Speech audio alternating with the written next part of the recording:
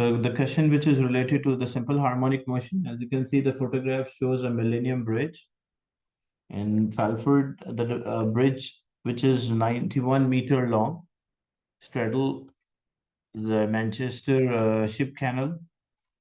When a large number of people cross at the same time, the bridge begins to oscillate with a large amplitude.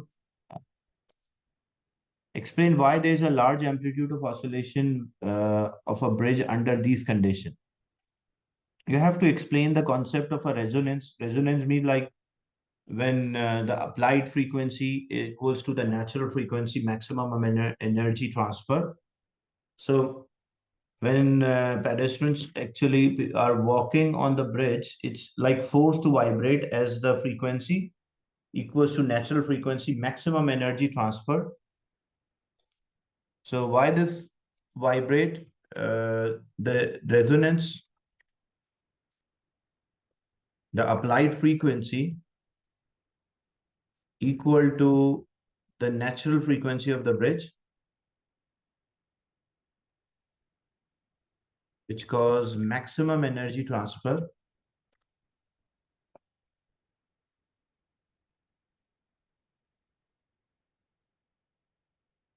or resonance.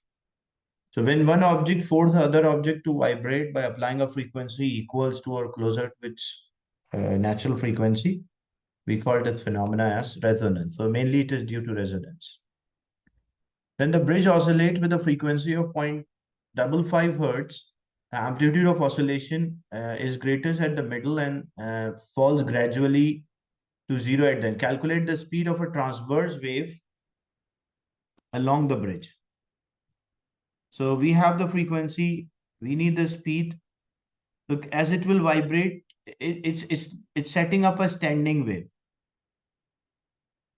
So as it is vibrating, as I mentioned here, the amplitude of oscillation is greatest in the at the middle, sorry, and it is falling gradually or decreasing gradually.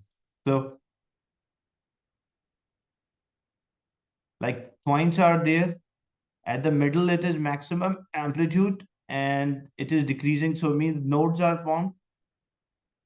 And this one is antinode. What is the distance between the two successive nodes in terms of wavelength? That is equals to half of wavelength.